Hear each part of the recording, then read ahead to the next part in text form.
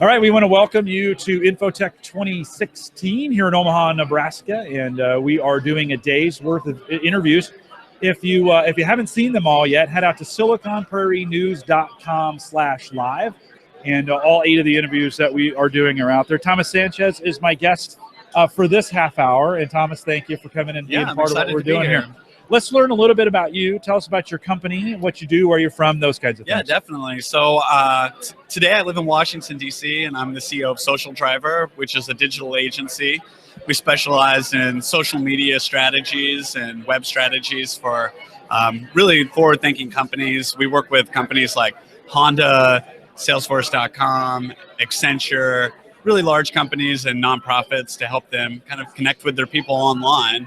My background is actually, I started my career at Cerner in Kansas City, and I was a software engineer. You're a local kid, right? You grew up in Missouri? Yes, I grew up in Northwest Missouri. So when I went to school at Northwest Missouri State University, go Bearcats. We do a lot of recruiting for Gallup out of Northwest Missouri State. Get some great tech people out of there. It's a great college, and it's kind of how I got involved in this event, actually. One of the unique things I think about Northwest is that they really try to prepare their students for the job market, and they bring back alumni that have went out and done great things in technology or marketing to come back to advise the faculty on how they can improve their academic programs. It's one of the only schools I've ever seen do this. Yeah, they do a nice job. Yeah, they do a really nice job. And, you know, I think that one of the things that really jumps out at me, too, about Northwest Missouri State University is a lot of the kids that go to school there are actually first in their family to go to college. And they really set up a system for success. Where when you go through the college, you not just learn about how to be a good computer programmer or how to be a good technologist, but you learn how to succeed once you get into the job market. Right. And that's why companies like Gallup, Cerner, Principal, that's why these companies come there to recruit. They do indeed. We were just there maybe 2 weeks ago, and I always enjoy my time. My daughter may end up down at Northwest Missouri State.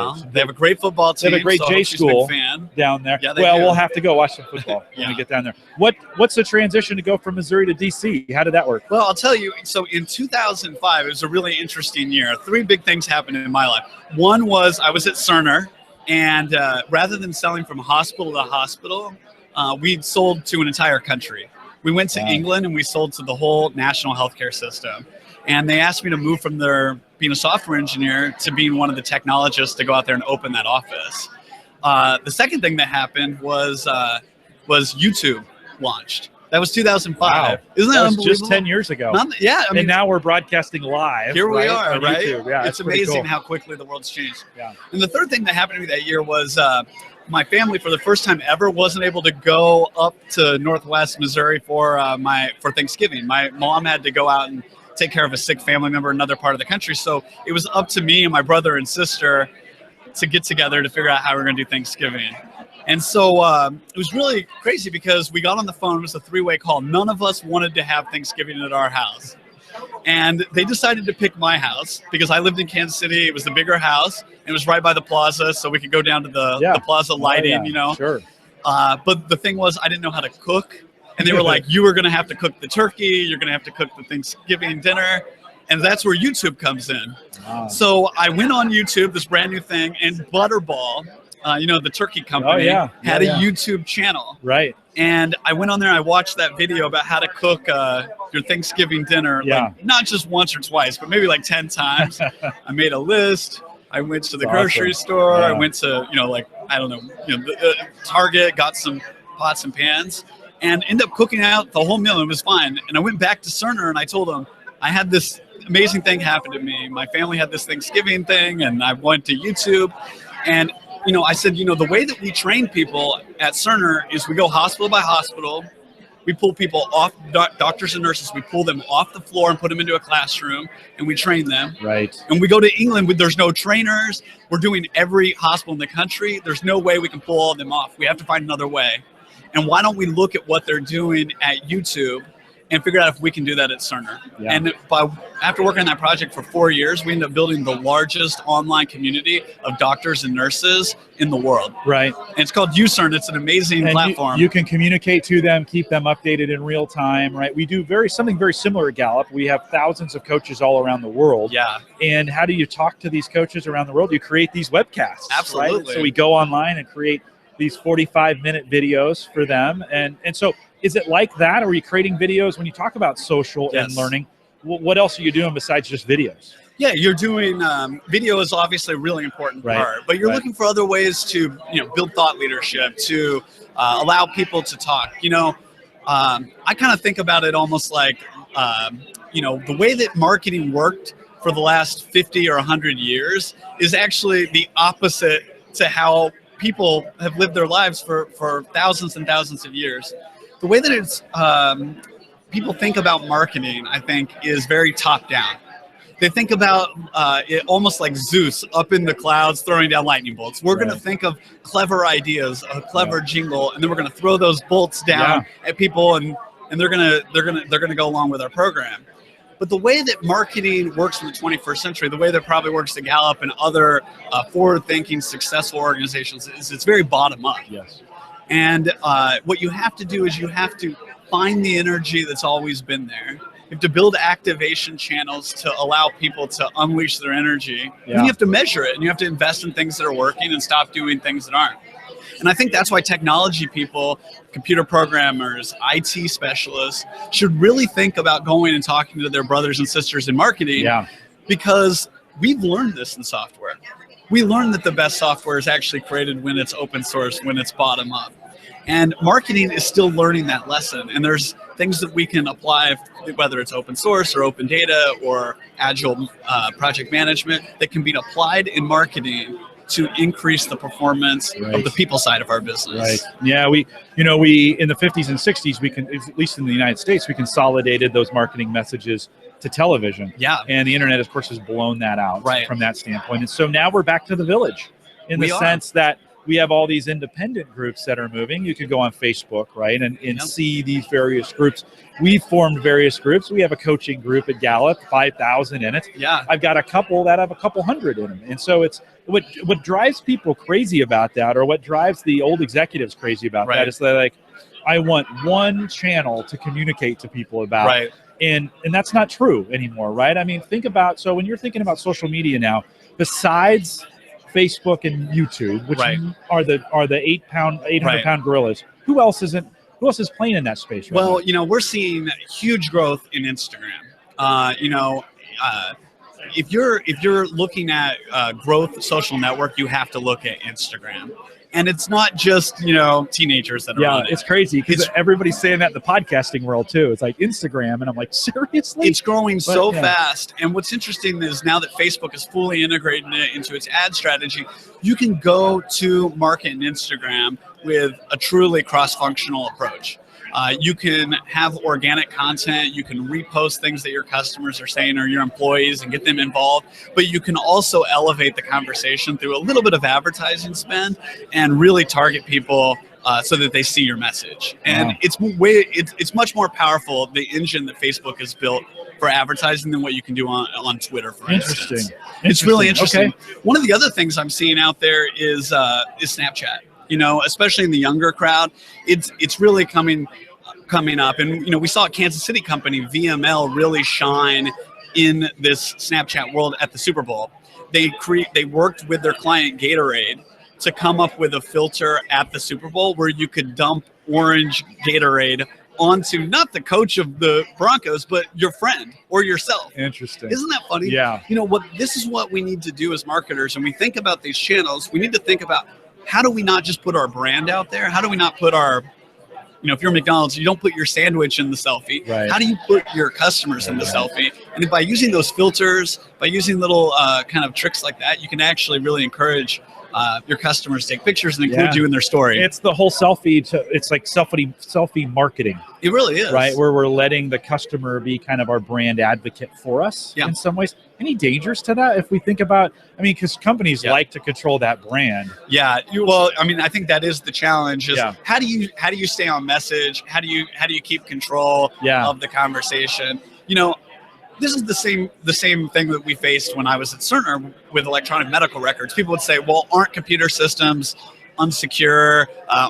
What's going to prevent somebody from just walking up to the computer and getting anybody's information? And I think there's basic things you can do. What I'd always tell doctors and nurses then, well, the yellow sticky notes that you're putting on the side of the monitor with patient information is really unsecure, right? We can't even audit that. At least with social media, what we can do is we can't control what individual people are saying about us, but we can monitor what the conversation is. We can use sentiment scoring to evaluate day by day or even hour by hour. Am I being more on goal, or am I getting away from my goal? And we can adjust in real time. Right. And you can bring that agile approach to bear. The other thing that you can do is you can put out partner toolkits. You can reach out to influencers and ask them to kind of share your message. And this is something that a lot of companies really overlook in their employee base. Our company, we're a small company. I don't know how many people work at Gallup. You said several hundred people, right? Yeah, here in Omaha, and we have about 2,000 total. 2,000 total. That's a huge voice for you.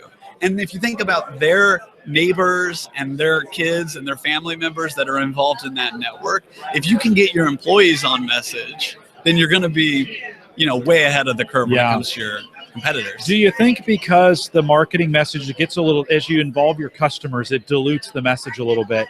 Do you think that plays to the advantage of the brand in the sense that if you have one brand ambassador that goes offline, so to speak, or goes a little crazy, it's not the impact that it used to be because you have 1,000 other ones. Right. Is that true? They're going to step up, and they're going to, you see this sometimes with airlines, for instance. The airlines like Southwest Airlines that have invested a lot in their community and letting their customers be part of that story. Whenever something bad happens, whether there's a big delay or something, you see a lot more forgiveness.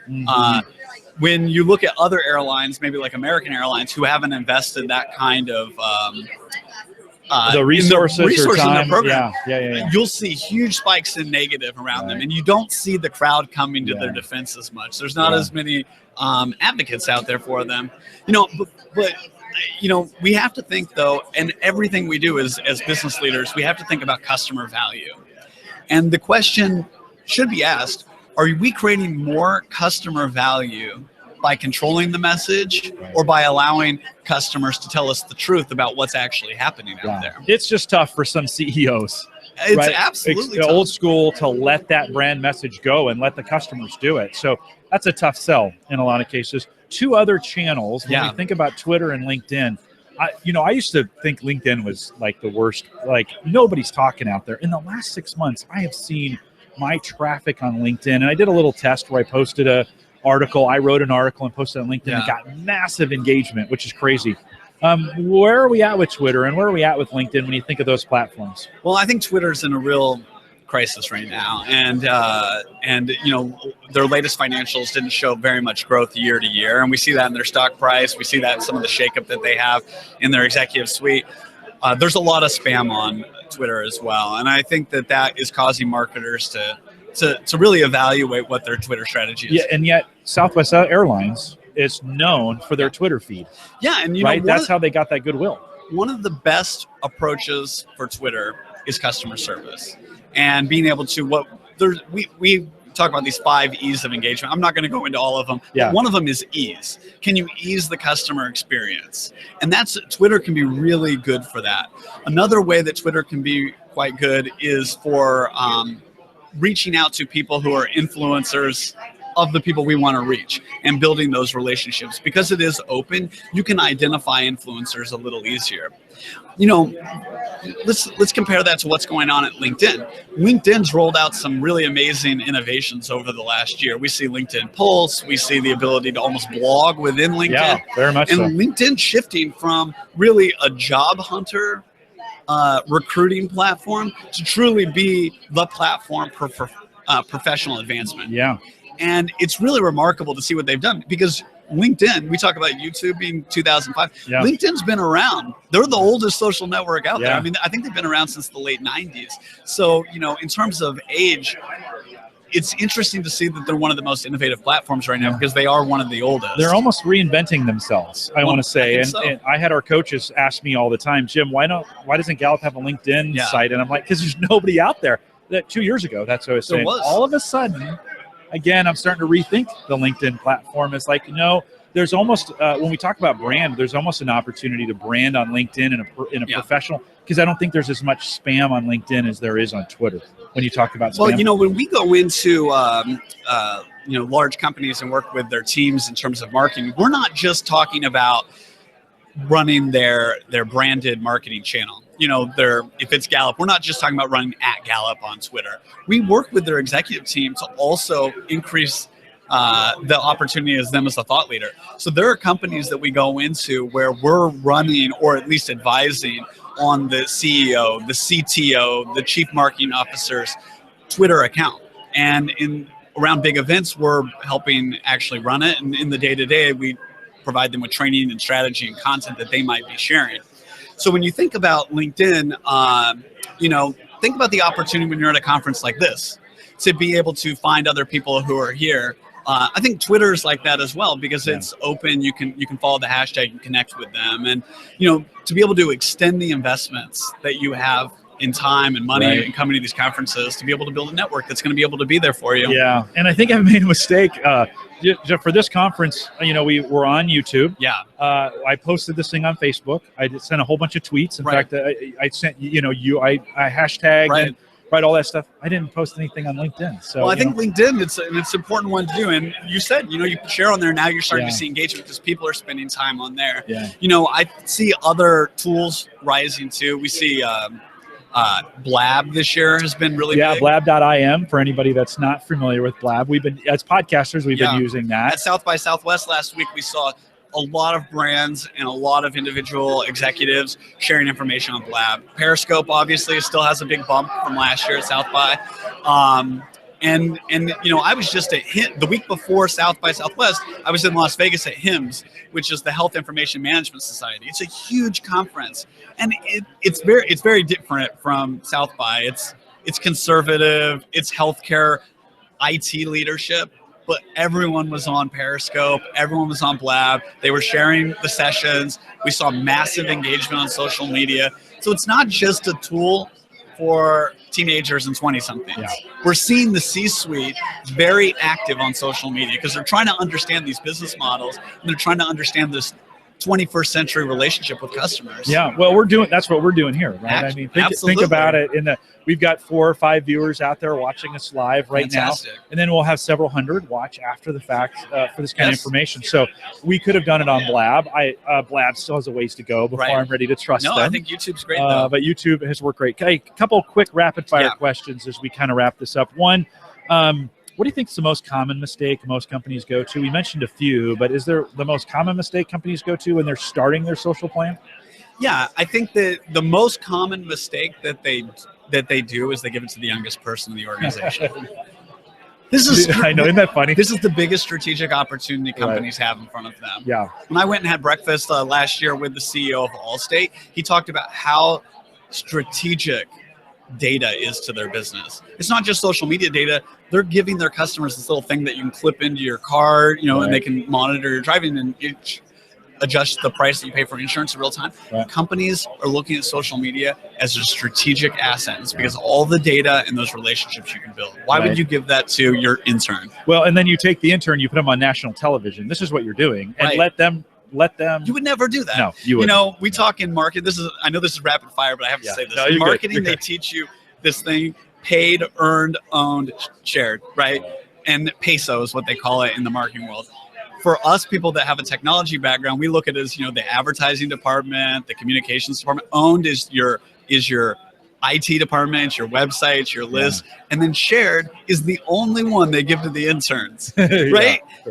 All 4 of those buckets are equally important, and we all need to be talking and break down those silos. But in the meantime, before we break down the silos, we need to have a professional executive in charge of the social media plan. That's smart advice. That is super smart advice. When we think about virtual reality in marketing, is it coming? It is coming. And where do you see that coming from? Well, you know, one of the biggest things that we're going to see it is in the tourism industry. Washington, D.C., where I live now, is one of the biggest tourist cities in the United States.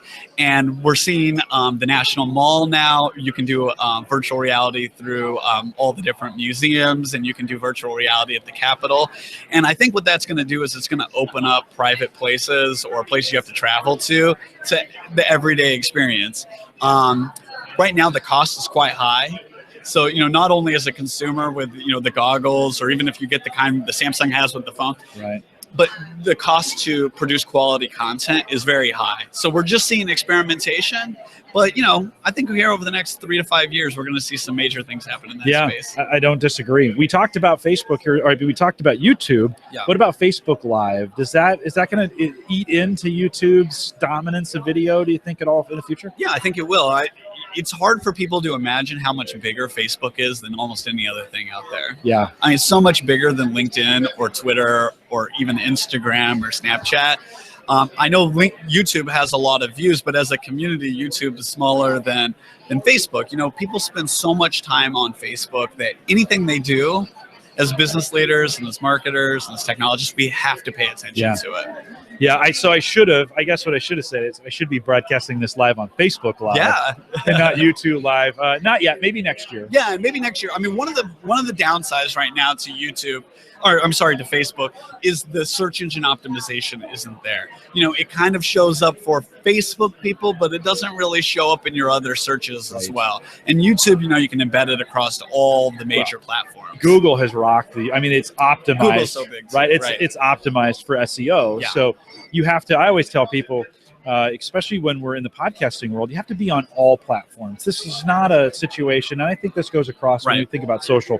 You can't say, hey, I'm just going to be on Facebook or I'm just going to be on Twitter. Right. I think you got to be on them all, and you got to figure out a social strategy for all of them. Well, I like how you said that you have to be on all platforms, because, it's easy to get into the conversation. We've done that a couple times in this conversation, to talk about these as channels. But the truth is, people are the channel.